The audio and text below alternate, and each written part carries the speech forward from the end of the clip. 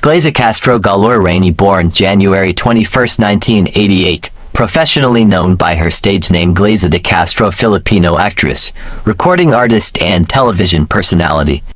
Noted for her range in playing a wide range of roles, she is prominent in television and in mainstream, independent and socio-political films. She also maintained a close friendship with consistent on-screen partner Marky Cielo for a significant part of the latter's career until his death in 2008. Dito tayo ngayon sa lugar na tinatawag nilang Pulang Araw.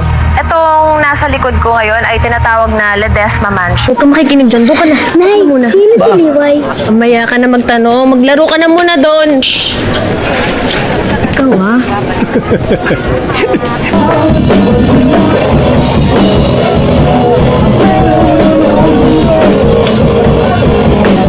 That you will be receiving a free trial of mobile telephone and drive.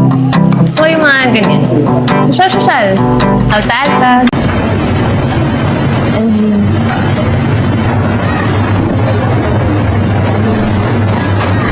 Ngayon kasing gumalaw, parang naghang.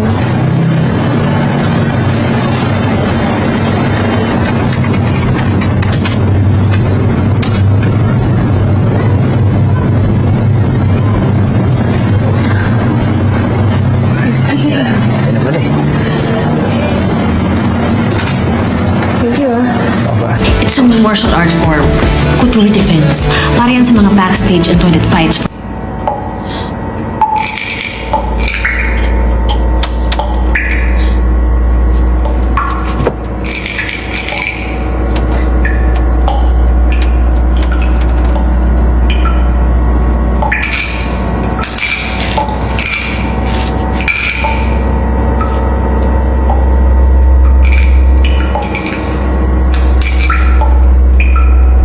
Fear factor kaya? Yes! And if she fails, we will be the ones to fulfill our directive for her. Ay, di ba niwala sa... Friend, no? Mga growing boys, and you need all the energy. What do you want? Meron akong vegetables dito. Gusto mo to? Okay? Yan lang. Kebo, chop sugar. Laki ng mga bata. Bilang Pilipino o bilang Chinese?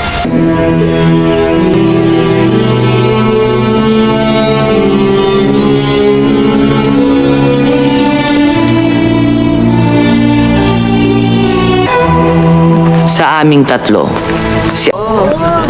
Now, clap! Wait ka? Oh my God. Ako? Oo. Wag na. Maganda ka naman. Sige na. Nakita mo yan? Ayan, sketch mo yan. Pero gusto ko, papangitin mo siya. Gawin mo katuwa-tuwa. Malaking mo yung binti, tapos palitin mo yung ulo. Basta bahala ka na. Artista ka rin, di ba? Artista yung kuya ko, kaya lang hindi pa pinapalabas yung launching movie. Mag-Christmas! Sana nga biglang mag-flash forward na lang tayo ulo ko! Kainis. So, gumaan naman ang pakaramdam mo. Oo. At utang ko yun sa pinaka-cute at number one na girlfriend sa buong mundo. Uy, ako yan ah. Baka mamaya, hindi ako yan. Kasi yung mga lalaki na yun, masyadong manyak. Nakatakas naman ako. Eh naku, sana kinagat mo na. Naku, muntik na ano. Buti na lang, napagilan ko. Eh, ba't pinigilan mo pa? Yes, ma. Nag-order na po ako ng food, so good to go na po yun. Ano ka nalagutan, Miss Charlie? Ako ay isinilang na may kapit. Siguro nga dapat kalimutan na lang natin to. Masyadong mabilis yung mga pangyayari sa atin eh. Kahit ako mismo hindi ako makapaniwala. Excited na nga mga biyanan kong hilaw sa pagdating ng apo nila. Hindi tayong mag-best, Bigla sasabihin niyo sa akin na nais niyo akong pakasalan? Opo, nabilin ko na po. Grabe talaga tong boy. Ang magselos. In the first place, ikaw yun ang iwan, di ba? Pinagpalit mo ko dun sa lalaki ng katrabaho. Mukhang hindi. Hindi daw ako mukhang kabit. At bakit? May uniform ba yun? Himumungkahi lang ako kay Ino. Ilang beses ka na bang magre-resign? Feeling mo may tatanggap pa sa'yo yung iba? Hindi pa ba sapat na sakit ng ulo, Sambira?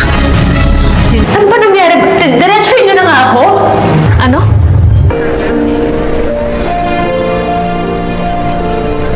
nasagot ko po kayo. At ngayon na nadamay pa si Alex. Ay, nako mga anak. Marami pang hindi maipaliwanag sa mundo.